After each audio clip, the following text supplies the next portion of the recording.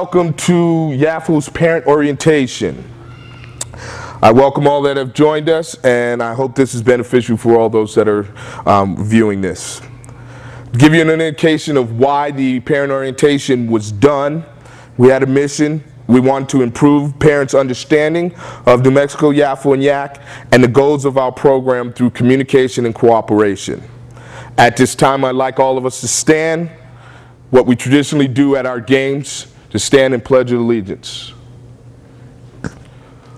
I pledge allegiance to the flag of the United States of America and to the republic for which it stands, one nation, under God, indivisible, with liberty and justice for all.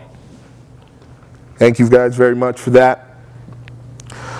As we go through this, one of the things I want to start off, I want to give you a little explanation of how YAFU came into, and our official term is New Mexico Young America Football League. Young America Football League was started and created in 1966 by 13 individuals who saw a need of offering American football to Albuquerque youth. The league was started with 8 teams divided into 2 divisions, a lightweight and a heavyweight, with a total of 240 players. As of 2000 and the close of 2007, the league has grown to 160 teams with 4,200 football players, 800 cheerleaders, and well over 800 head and assistant coaches.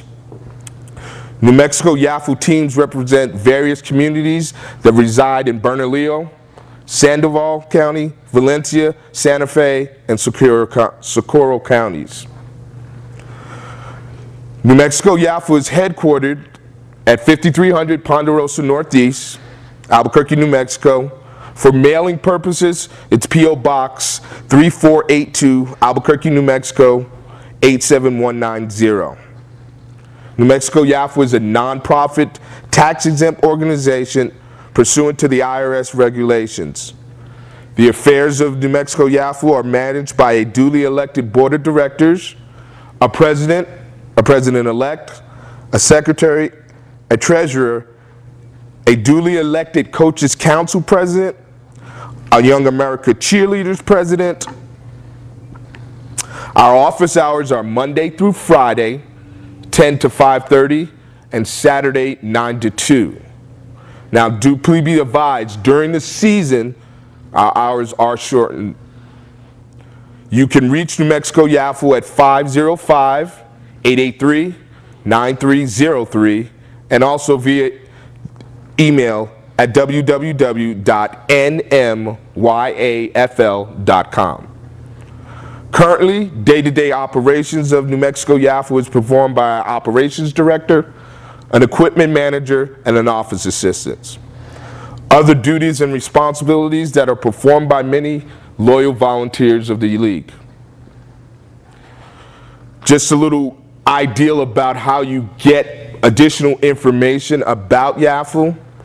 We have a coaches council meeting, which is held the first Tuesday of each month during the calendar year. A board of directors meeting, which is held the second Tuesday of each month. The Young American Cheerleaders meetings are held on Mondays, the first Mondays of each month. We have the board of directors annual meeting. It is held in December of that particular calendar year. That is kind of an overview of the people that are involved and do the things that we do to maintain this league. One of the things I wanted to present to you parents, grandparents, and folks that support the young men and women that are involved with New Mexico YAFU is I wanted to throw out a challenging statement to you.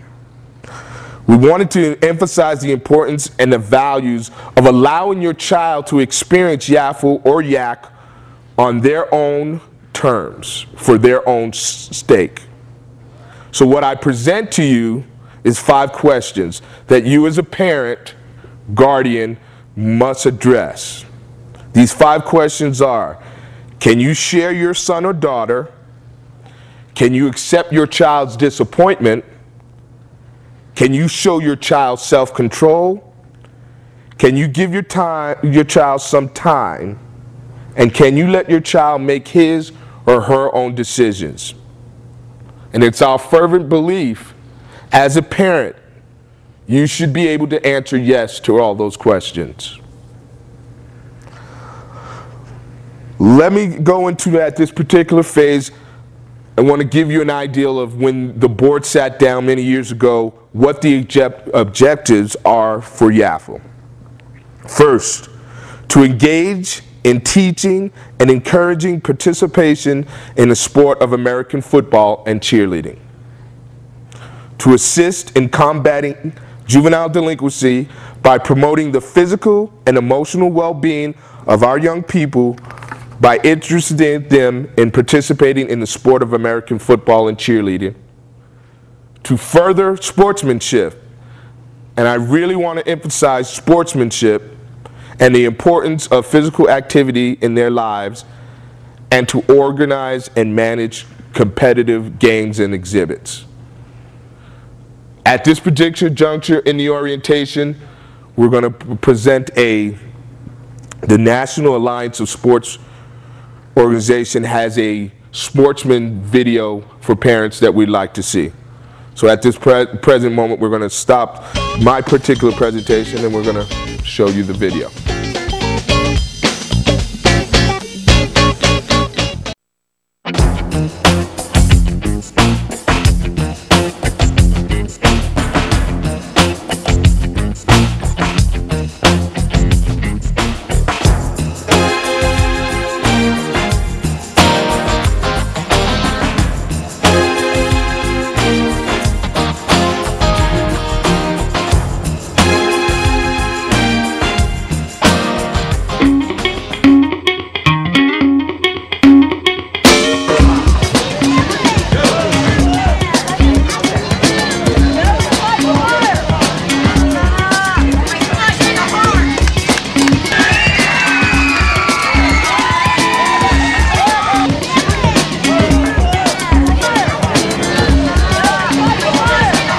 If I had the chance to tell the grown-ups what they should remember during the game was to actually just keep their mouth shut. I mean, I don't mean to be rude or anything, but we're just going to suffer for it.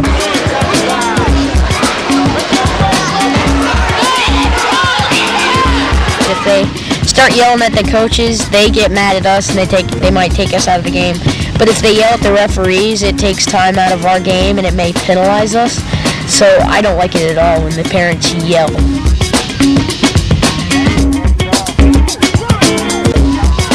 I really don't like when the parents, they yell at me while I'm playing, because it gets my mind off the game.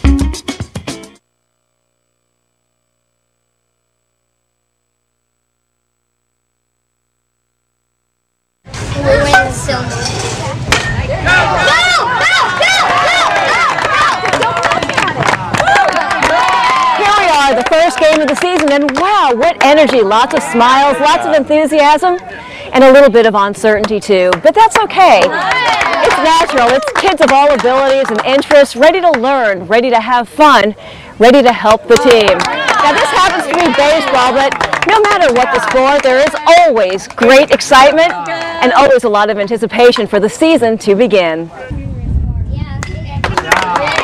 Plenty of energy out here with parents too, and that's exactly what we like to see, because this is opening day, and just like you, when these parents signed up their sons and their daughters to play this season, they also made a commitment for them to join the team as well.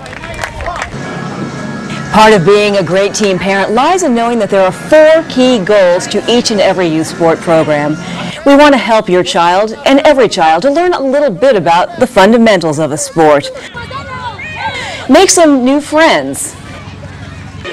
Experience the thrill of sports participation and have fun. We'll know we've met those goals if in the end your child wants to come back. But how do we ensure that the excitement we see out there on the first day is there on the last day and all through the season?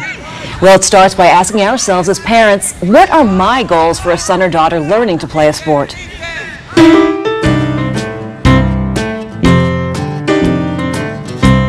I'll bet you can still remember what it was like the first time you stepped up to bat, or dribbled a basketball, or skated on a hockey line, or swam your first relay race. If you kept it up, if it led to years or maybe a lifetime of activities, odds are that it happened because from the very start, it was fun. As a parent, you want youth sports to be fun, but without your commitment to the team, that fun can quickly disappear. What are you thinking? Where's your head today? Come on, snap out of it. You just lost the whole game for the whole team. That sure doesn't seem like much fun to me. How about you? It's hard enough to go out there and play and to be out there with your teammates and to have that added pressure of parents standing there, not necessarily urging you on, but, telling you what you're doing wrong and what you're doing, in negative. That kind of adds unfair pressure. And where is most of that pressure coming from? Here's Dr. Dan Wan, professor of psychology at Murray State University. Youth sport, at its very essence, is supposed to be a recreational activity. The purpose is to have fun. In fact, if you look at the sports psychology research on the motives for children wanting to participate, the vast majority indicates that having fun is the primary motive. However, some parents become overzealous in their desire to see their children succeed. Now, kept in check, there's nothing wrong with this. We want parents to become involved. The problem becomes apparent when the child's success becomes the only goal, or the most important goal, rather than the child's enjoyment. Ever see yourself in this picture? If so, then it's time to ask yourself again, just what are my goals for my son or daughter in youth sports? If you want your child to enjoy being on a team, it's important for you to know that of the 20 million children participating in out-of-school youth sports, 70% will quit by the age 13. The #1 reason cited by children for quitting sports is that it just stops being fun. Anytime a parent wants their child to participate to satisfy the parent's needs, you're going to have a problem. When your child succeeds, of course you feel pride. But for whom are you feeling that pride? Is it for you or is it for your child? You have to be honest with yourself here. The parent's job is to provide their children with unconditional love and support, whether they win or lose. How they handle this responsibility will determine the level of fun and enjoyment that the experience will bring to everyone involved. Okay, so what can you, as a parent and an important member of our program, do to keep youth sports fun and enjoyable for everyone, kids and adults? Well, let's start with a look at our team roster. Here's our group of players. They're out on the field, on the ice, on the court, ready to play and have fun. Here are the coaches, adults who've agreed to take on a serious yet very rewarding challenge. Your coaches have a very important leadership role on the team, but to do their job well, they need the assistance of some other important team members, you, the parents, the fans in the stands, encouraging the learning, the efforts, the smiles, and sharing in the fun. Let's take a look at our team game plan. As the leader of our team, it's the coach or coach's job to help kids learn how to develop skills and confidence while playing safely and fairly. As part of our team, you need to respect the commitment of your coach, the commitment your coach has made to each and every player. It's not fair to treat the coach as an unpaid babysitter. It's also not fair to think of the games and practices as free time when you can just drop the kids off and escape parenting for an hour or two. Everybody get a snack and a drink. Being on our team requires important commitments on your part too, and it all starts with recognizing that in order for it to be fun, youth sports needs to be a positive learning experience. Stay low and you drive short, choppy steps. We view this youth sports program as an extension of your child's opportunity to learn motor skills, teamwork, cooperation, sportsmanship, and social skills, and many other positive traits that will contribute to their growth and to their development as confident, productive, and compassionate young people. In many ways, wherever your players practice or play their games, are a lot like school classrooms. In this case, coaches are the teachers. Your behavior as a parent must be respectful of that classroom. This means showing respect for coaches and officials. Let the coaches coach. Let the officials officiate. Your role, and it's an important one, is to show your support through positive, encouraging comments to players on both teams. That's right. After all, young athletes look for and need positive reinforcement for their efforts, regardless of which team they're on. Remember, these are kids out here. They're not miniature adults. Sure, they're going to make mistakes. That's all part of the learning process. So go easy on them and fight the urge to criticize. Always be mindful of the fact that the coaches are going to do their best to make sure that every child has the best experience possible. You certainly have the right to voice your opinion or complaint, but it is not appropriate to discuss your concerns at practices or at the games. The coach's focus and responsibility is with the players. The time to address your concerns is away from the players, and in particular, away from your child. After all, you wouldn't disrupt a classroom to approach a teacher. Instead, you'd request a parent-teacher conference when the class is not in session.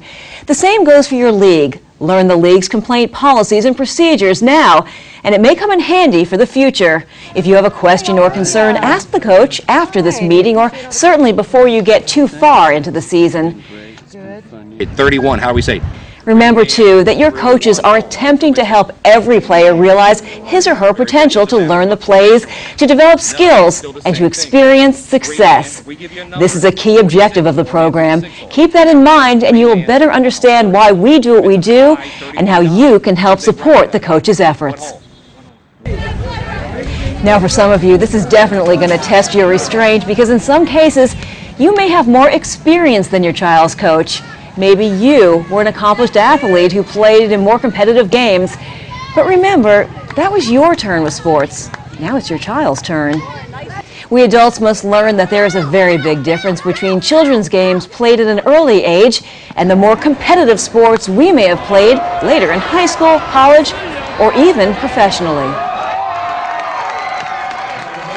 By remembering the differences, we will be better equipped to understand the goals of youth sports and to keep it all in proper perspective for the kids who we are here to help. Good job! Playing time. It's an important thing for everyone, and it would be great if every player could play every minute of every game. But because of the large number of players on most teams, that is just not possible. We encourage our coaches to make every effort to equalize the playing time of each member of the team. Sometimes that may mean playing a less talented player in a close game, but that's all part of learning too. Coaches, players, and parents need to learn together and accept that being a team member, winning and losing, are all part of the sports experience.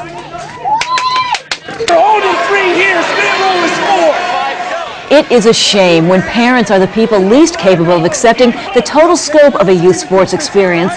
When adults' emotions get out of hand, when winning overshadows everything, parents ruin the fun for everyone. Part of being an adult and part of being mature has to do with being able to keep your emotions in check. One of the most obvious and telling situations about a person's ability to do that is around youth sports. When an adult loses control or perspective around impressionable children, everyone knows it, and it can be devastatingly embarrassing for the person and their entire family. It's natural for your child to want you there at the practices and at the games. They like for you to see them perform. But if they hear you raising your voice in anger or swearing at an official, a coach, or worse, at them, it can make kids very uncomfortable and affect their performance.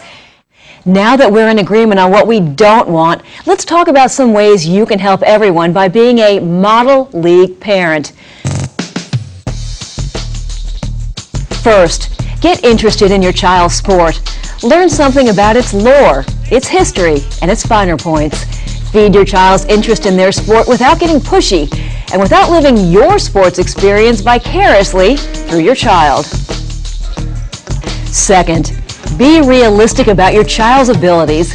At this point, it's important for them to simply be involved. Talk of being a starter on the high school team in a few years, or winning a college athletic scholarship, or paying for your retirement with that fat bonus check they'll sign on a pro contract in another 15 years has no place in youth sports. Not even as a joke. Remember, kids can take everything to heart, including your expectations. Third, make every effort to get your child to team practice. It's hard enough to teach everything the team needs to know as a group for the upcoming game. When players miss practices, it puts the whole team at a disadvantage. Fourth, don't undermine your coaches by shouting instructions from the bleachers or suggesting a better way of doing things. If you'd like to be a volunteer, we're always looking for a few good assistant coaches to be part of the staff. Otherwise, mixed instructions only confuse your son or daughter and will also interfere with their skill development and their sense of team play. You can best help your child by watching how the coaches teach skills in practice, then practice those skills with your child at home. It will be fun for both of you, and it will give you a better appreciation for how tough it can be to master some of those skills. Number 5, make it a point to learn the rules of your child's sport. Not only will you have a better appreciation for the game, but you won't be frustrated over not knowing what's going on out there. At the same time, learn your team's rules and support your coaches in the enforcement of those rules, even if their enforcement affects your child. 6, if you have a problem with the coach's rules or regulations, don't gripe about them. That can only serve to undermine the team morale. If you do have a problem, talk with the coach again, away from practice, games, and certainly away from the players. If you still have a problem, consult a league official. 7, make sure you let the coach know if your child won't be able to attend a practice or a game. The coaches care about your child and their team, and they don't want to leave anything to chance. Coaches will always expect a player to be at the practices and at the games unless you inform them otherwise. 8, pay attention to what your child eats before practices and games. Carbohydrates are easily digested, so we recommend whole wheat breads, pastas, soups, fruits, or yogurt about an hour and a half before the activity, if at all possible. 9, learn the league policy of transporting children to and from practices and games. The coaches have families and commitments too, and they can't be responsible for supervising your child until you get around to picking him or her up. 10, be a supportive role model by refraining from alcohol or tobacco during practices, games, and also at those team parties. Remember, this is your child's classroom. 11, participate in team activities whenever possible and be a super fan by cheering on both teams. It will double your fun. And 12, remember that your child's coach is just like you, except that he or she has volunteered a great deal of time and effort to work with your children. Your coaches are not professionals. They're experiencing on-the-job training and want to do their very best to provide excitement, fun, and skill development so that your children will want to stay involved in sports. They need and deserve your support and your appreciation. It's not an easy job, and we are grateful that these dedicated folks have accepted the invitation to serve our league as coaches. You can show your appreciation and your support by making the commitment to fulfill your individual responsibility to the league, the coaches, and most importantly, to your child. Every day that you wake up, your actions as an adult are being watched and absorbed by the children in your life. Children learn what is appropriate behavior from the adults around them, so we can't afford to make mistakes. Even at youth sports events, you have a responsibility to the children to be a positive role model and show them the right way. Oh, nice hit, Matt!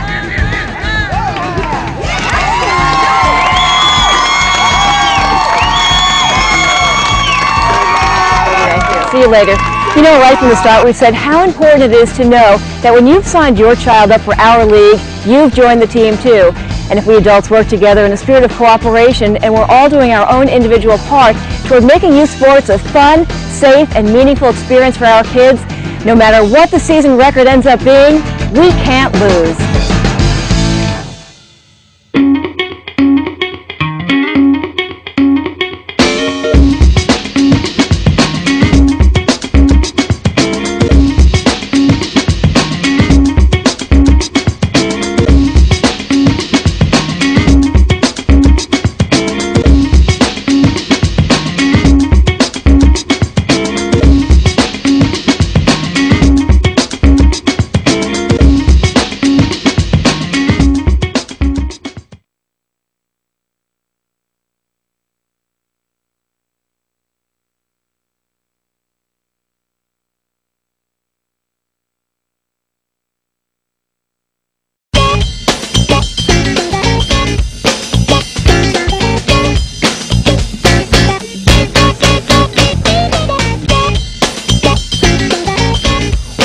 guys very much. I hope the video was informative and you got some things out of there for you. I also want to let you know that a lot of the orientation quiz questions comes from this particular video. So I hope you had the opportunity to kind of take some notes or at least absorb what the presentation had to offer.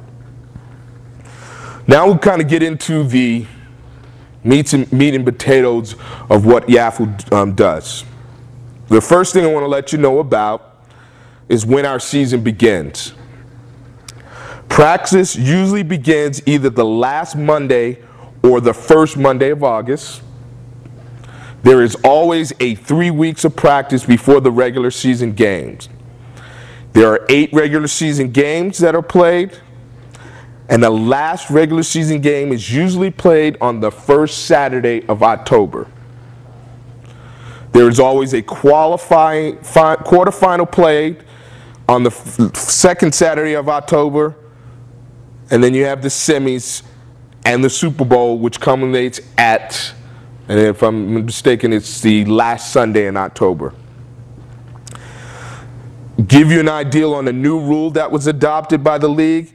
It prohibits teams from having team practices prior to the first day of practice. Teams who attempt to circumvent these rules will find themselves under scrutiny, and the head coach will ultimately be found liable and may be disciplined.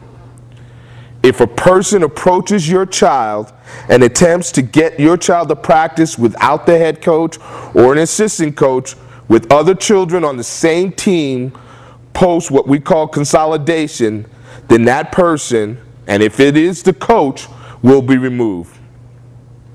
If it is not the coach, there is still a violation under our rules prohibiting team camps paid for with a fee.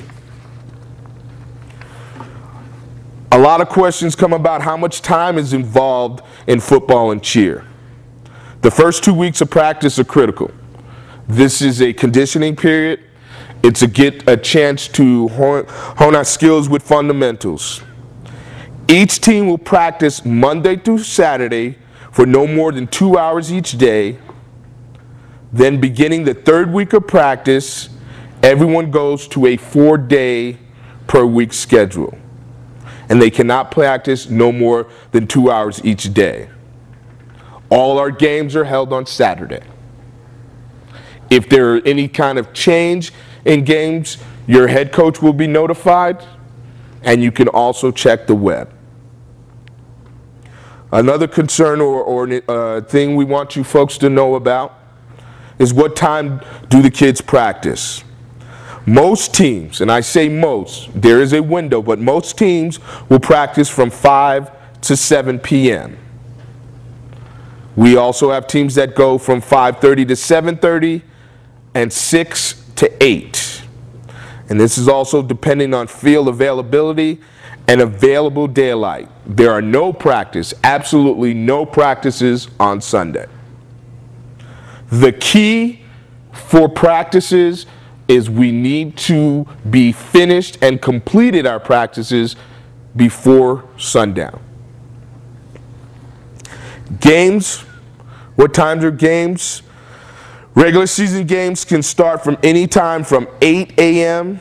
and go all the way to 4 p.m. Playoff games generally start anytime between 8 and 6 p.m. Another concern you probably, as a new parent, will ask is, where will my child practice and have games? Your player or cheerleader will practice at a park or school located somewhere in the high school district of the team that he's placed on. Most of our regular season games are played at several different venues: Bullhead Park, the Sports Complex in Rio Rancho, New Mexico, Daniel Fernandez in Los Lunas, and various middle schools throughout the city. Maps to these venues will be available near the start of the season. We've got 8 fields at Bullhead, which is where the majority of games are played. All our semifinal and championships games are played the last 2 Sundays of October and are held both at Milne and Wilson Stadium. Once again, I please ask you to refer to our New Mexico YAFL website for any changes in venues and things of that nature. How many games are there in a season generally? There are 8 regular season games. Occasionally, it's necessary to schedule a bye, in which case that means the team will play 7 regular season games. If your son or daughter makes the playoffs and continue to win, your child's team could play as many as 3 more additional games for a total of 11 games for that season. One of the questions that I know that most parents are interested about, and it is how do we select our teams with New Mexico YAFL? Players and cheerleaders are placed on teams according to their registration number, and you would have been told about that at the YAFL office. We base the team placement on high school district where your child resides. Additionally, players are placed on teams according to their age and weight. So if a child is 10 and has a special number assigned to his registration on what we call our freshman division, and he weighs too much for that particular division, he will either be moved up to our upper division, which would be our sophomore team, but he will be in the same district. However, if that sophomore team has a lower registration number than the freshman player who is moving up due to weight, the child will move to the next closest team that will entertain that registration number. Registration for any team is based on a first-come, first-served basis. A team is considered full when there are 23 players registered on a team. Any player registered after the first 23 will be placed on the team in the next closest available district unless the league deems it necessary to increase the roster to 26. And I can tell you with my experience in YAFL, we do have teams that will have 26 players, and along with the league and that particular head coach, it may go as high as 28.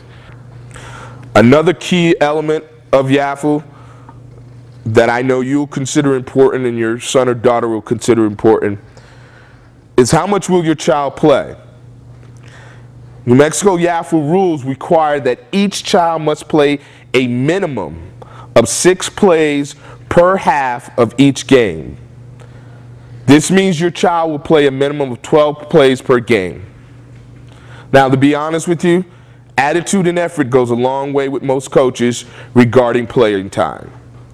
The league does allow a coach to withhold playing time for disciplinary reasons, such as missing practices, breaking team rules, fighting, being disrespectful, cursing, etc.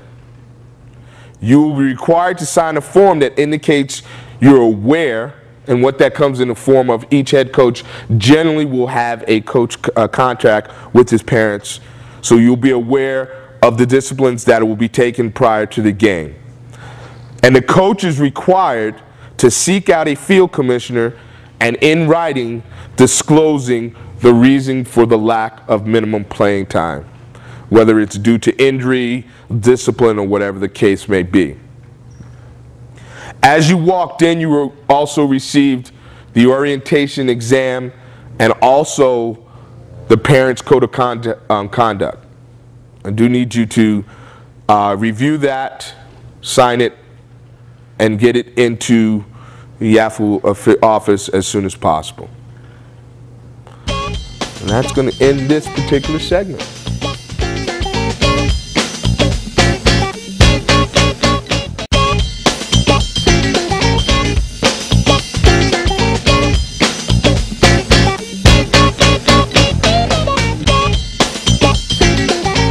Much for your patience, folks, and at this time we're going to take some Q&A at this particular point, because I know I didn't cover everything for everyone, and throughout the cooperation and the communication YAFL wants to provide to everyone, I do want to get some questions answered so you can feel, or at least leave this particular venue and know that you've got a good understanding of where we're coming from. One of the key questions we get constantly is, what does the $150 registration fee pay for, and do we have to buy our own equipment? The registration fee pays for the use of the helmet, shoulder pads, pants, pads, one mouthpiece. You get to keep your game jersey and pants. The only, and I want to emphasize, the only items parents/guardians need to provide for their young man or young lady are shoes, cleats. Only rubber cleats are allowed, no removable cleats, socks, an athletic supporter or cup, and a practice jersey. Other fees may assist with the league overhead, referee fees, field acquisition costs, and equipment. And that's where that $150 ties into. A dovetail or a piggyback to that question is, after I pay my registration fee, are there any other fees involved? This one, in the 18 years that I've been involved with YAFU, gets a little misconstrued, so we want to get that out to you. Each coach can require up to $28.50 per player. That is it. $28.50 per player. And that is also at the discretion of the coach. Doesn't necessarily have to, but the only additional money that a coach can ask you for is $28.50. Now, since each team is required, or each head coach is required to secure a $650 sponsorship fee, these particular monies, like I said before, go towards our referees, our equipment, and help running the league. Now, the question always comes up is, we want socks, colored socks, we want additional things. And we at YAFU have no parameters of what you can have, but if you're going to have them, those methods of purchasing special items from teams, you know, like jackets and hats, that is done through the fundraising process. There's a caveat on fundraising. Fundraising cannot start until a final roster consolidation is done. And that is generally the first week of July. Until that point, there can be no fundraising done on the behalf of any particular team. And the final closing in regards to fundraising and funds. The $650 that is raised by the coach for a sponsorship, the individual that does sponsor your team is eligible for a tax exemption or whatever he needs to do with his accountant. Fundraising money is not tax exempt, and you will not get YAFU's tax ID number.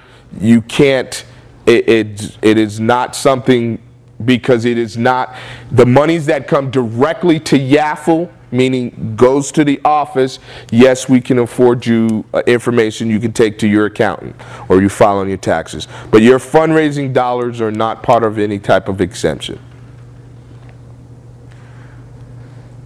Another question that comes up quite often is, do we ever let kids play for a team that is not in their boundary or in their districts?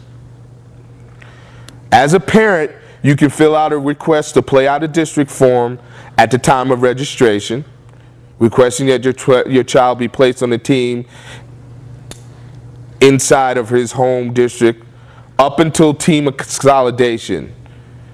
At that time, all out-of-district requests are reviewed. We cannot and we will not guarantee any out-of-district requests forms at the time of registration, and we will not guarantee any player will play on any team. Coaches cannot and do not have any input on where a child will play. Please note, the league reserves the right to make changes based on the needs of the league or a team, not a parent's desire to play on a particular team. Moving players from a team with fewer players to a team with more players is not a league policy. There is a protocol and there is a procedure. And they're all case by case, and they will all be decided by the board of directors. How old does your child need to be to play football? And can I register my 6-year-old for football? No, for the 6-year-old.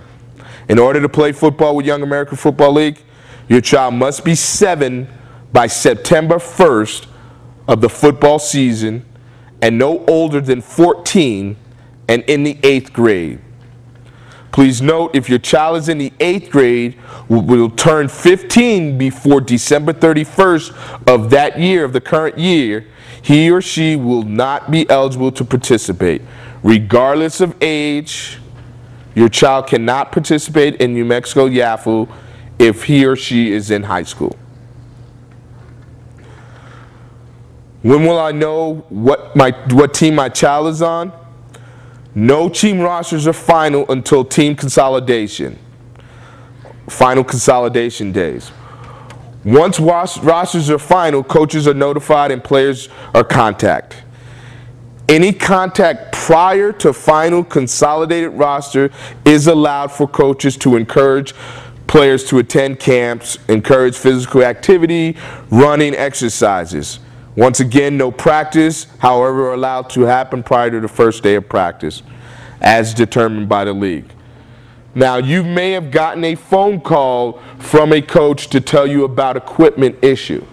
He is calling you as a representative of YAFL. There is no final, there's no final rosters yet. That is generally slated for July.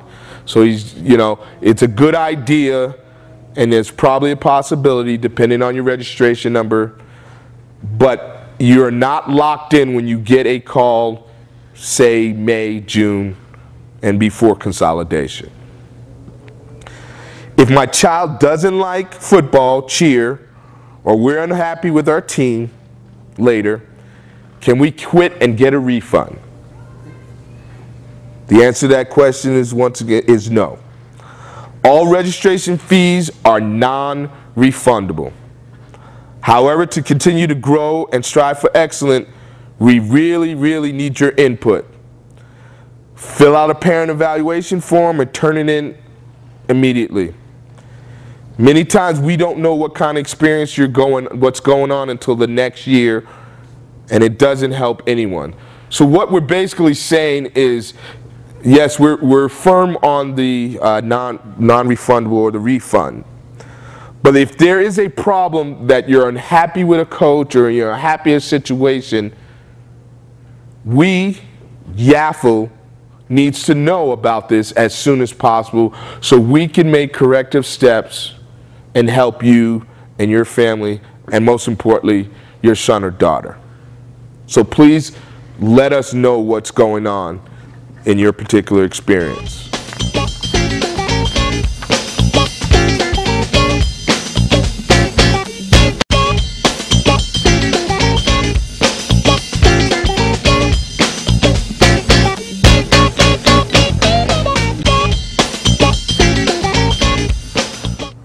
With the summer months coming up, this question comes up. What if my child leaves the state for the summer to spend time with other relatives? How do we get them registered? As always, the earlier you register, the better. You may submit your player cheerleader registration form with the appropriate documents and payment by mail. That is during initial registration. If they were registered for the year before, you do not mail the birth certificate because YAFL will not be responsible for any lost items in the mail. If you will be gone at the start of practice, it is your responsibility to notify your coach before you leave or immediately upon your return. Please understand your child will be required to meet the same requirements as I talked about previously of no contact during his initial days of practice. And how that breaks down is the first 3 days your young men are in shorts, t-shirt, and helmet. There is no physical contact during the first 3 days of practice. On the 4th day, during that first week, he is allowed to put on his full gear, but there is no contact at that particular point. The 5th day, we are allowed to have full contact. And in the context of what I'm saying is, if you are out of town and you miss those first 4 days, when you come back, the young man needs to go through that period. He cannot skip and go directly into contact with his team. And overall, missing practice will hinder significantly his growth and his development as a player. What if my son or daughter gets hurt? Who pays for it? Who's liable? Your primary health insurance has accident coverage. If you don't have accident coverage, New Mexico YAFL carries excess accident insurance on all participants and coaches or volunteers. There is a deductible, and you're required to fill immediately a claim if you have no personal insurance. Now, we did adopt a new rule this year, and each player shall sign a release which is downloaded on our website or obtained from our league office. Please see that you let your coach or ask your coach about these details. Since if your child is injured and you haven't signed the required release, your deductible is $2,500, and with the signature, it's $0. So please talk to your head coach about it. Talk to someone down at the league office, and please, for your sake and the safety of your child, so he can get a medical attention, that you do sign that release. Being in New Mexico, weather changes every 5 minutes, especially during the months that we start football, it seems like. What happens in case of inclement weather?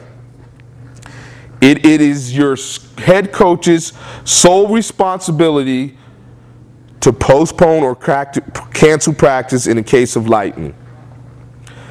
The City Parks and Recreation Department will, on occasion, cancel it for us, or practice or games for us, if they feel the fields are too wet from rain, since practicing can be unsafe.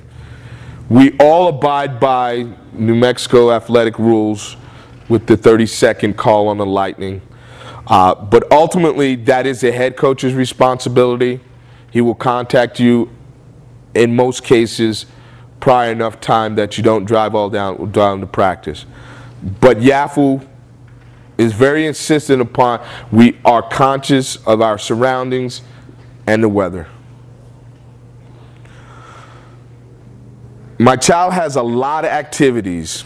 Is it a problem if he or she misses some practices and some games?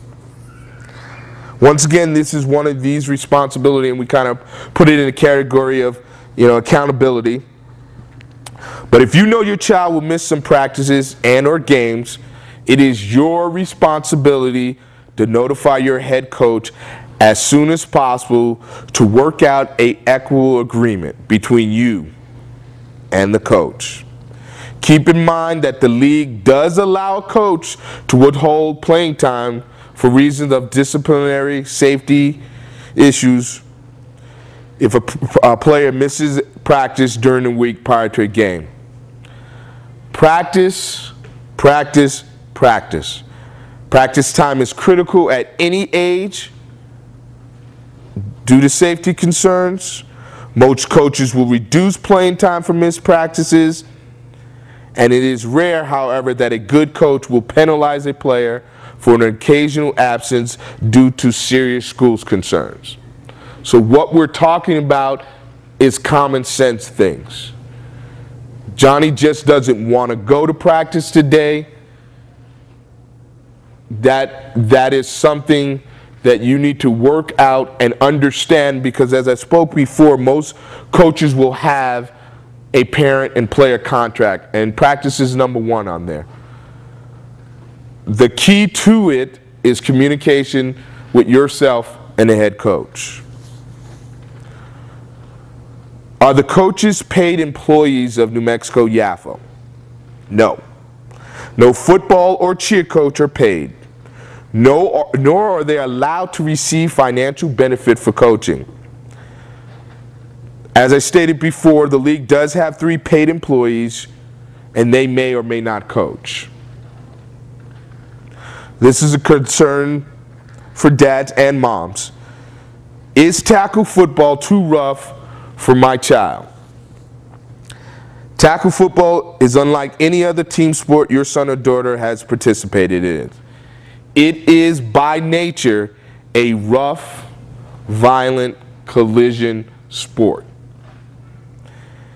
There is significant amount of data, however, that shows that there are fewer serious injuries in youth tackle football than there is in youth soccer, basketball, ice hockey, and baseball per capita.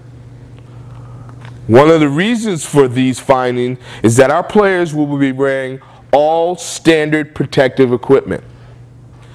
Keep in mind that a few first-year players may be somewhat tentative about the amount of full contact involved, but are often pleasantly surprised when they realize that the equipment really does protect them. Ultimately, however, only you and your player can determine if football is too rough a sport for him and her. And everyone involved with YAFL will repeatedly say it may not be for your son or daughter, and there is nothing wrong with that. Absolutely nothing wrong with that. We highly encourage players to train to play football, and that goes back to the practice issues. We should all accept that football, nor any other aggressive athletic sport, is for all kids. Our league is about teaching, educating each child in the physical activity, and we do carry on very competitive games. But ultimately, it will be between you and your child to decide if football is something they wish to play.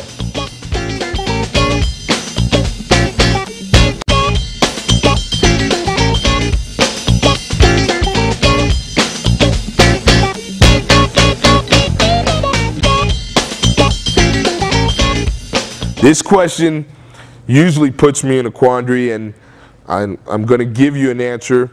It may not suffice, but I'm going to give you an answer. Why do football coaches yell so much? Once again, football is by nature, it is a very emotional sport. Although it may seem that the coaches are yelling a lot at the players, please be aware that it's rarely a personal attack on any one player, but it is rather to get the attention of one or more players to make sure that instructions are heard. There's a lot of activities going on. You have 26, 23 young men and women, and instructions are important. They're important to safety, they're important to learning. So the decibel levels are risen sometimes. However, and I state this firmly, as a board member and a coach, however, if you are in a situation where you feel that a coach is yelling to demean or humiliate or degrade a player, it is not an option. It is your responsibility to notify YAFL immediately. If you have more kids sign up late, why can't you just make another team? This become a logistic issue for us. Once schedules are made and game jerseys have been issued, it becomes difficult for more teams to be formed. It's due to, we do have a minimum to start a team, and that's 16 players. It is also a lack of coaches and a lack of playing spaces that we do not continue to expand our league. But on occasions, we will form an expansion team if there is enough coaches and players assigned. This has become a new phenomenon within the last 5 years, and this question comes up quite often. Why can't we have tents at our games, and what's the big deal? People want to know, why can't they put up a tent for shade at certain fields? And to be honest with you, the answer is based on safety. Due to the chance that a player could be tackled off the field and onto the sideline, we do not allow tents or chairs within 5 yards of the football field sideline. In cases where the fields are very close, we will allow reasonable chairs, tents allowed in the lower division. And this is based on the fact that force and inertia may not carry players that far over. But tent poles, sticks, rebar, wood PVCs, hard objects pounding the ground, they can quite seriously injure a child and penetrate a child's body and cause harm. And this is one of the main reasons why we do not allow the tents in certain areas. You know, when you stake a tent against the wind, it's great, but not if it's not too close to the field. We know and appreciate and understand this, and everyone has been extremely good about this in the last couple of years. The chairs, we need to work on the chairs. They also need to be far back enough. And we always ask that you roam the sidelines. Don't let loiterers in front of someone's chair, as now they obstruct everything. So if you can continue to help us with that safety issue, your cooperation will be greatly appreciated. Can girls sign up to play football with the boys, and can boys sign up to be cheerleaders? Yes.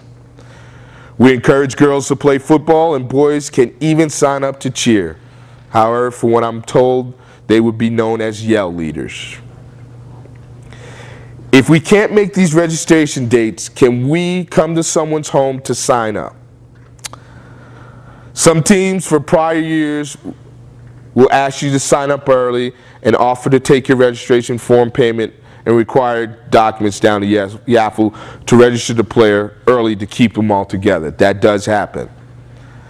This is not a sponsored event by YAFU, and we assume no liability for any child who does not receive a placement on the roster of the first 23 players. In short, it can happen, but for whatever reason, Young America Football League will not be responsible for a misplacement or a child not making the first 23. Now, giving a complete registration form, money, and a P&M bill to a prospective coach does not, and I must repeat, does not constitute enrollment into our league, as YAFU has no control over when the prospective coach actually turns in the registration form to the league. And additionally, we must have a driver's license number, a date of birth, to accept any check to the league. This may delay registration of your child. One of the other questions we had was, who takes the parent orientation? The proper procedure would be the individual who signed the release form on the player registration form. That is the individual that is basically signing for that young man or young woman. So if you have any doubts, I know if mom and dad or grandma and grandpa, but it is the individual who signed the release on the player registration who should take the parent orientation exam. This will end the question and answer session. I will leave you with some closing comments. New Mexico YAFU will never be as successful as it is without the tireless effort of those volunteers and the support of our league. For that, the board of directors, the administrators, and league officials are extremely grateful to all of you that truly understand that it's all about the children. If you can actively adhere to the 3 Ps, we know your YAFU experience will be a wonderful one for you and your child. And those 3 P's are your presence. Be there physically for your child. Your participation. Get involved with your child's team. And finally, your partnership. Cooperate with your child's coach, his staff, and Yafu League officials. We're going to end this at this particular time. As we talked about, there is an orientation exam that you will be taking. We also need you to sign the information for the parental code of conduct. We thank you very much for coming out and viewing this orientation for 2008. I shouldn't have said that. That's all right. Thank you for coming to this, or what would you say? Thank you for coming to the parent orientation. Yeah, that's pretty simple. Or viewing it. Yeah. Okay. Go ahead. Thank you very much for coming to this orientation, or if you have the opportunity to view it online at our website. We hope your season is enjoyable, and one of our main objections is that your young man, young woman who plays football or cheer will continue to come back year after year after year. Once again, I thank you all for coming. Have a great evening.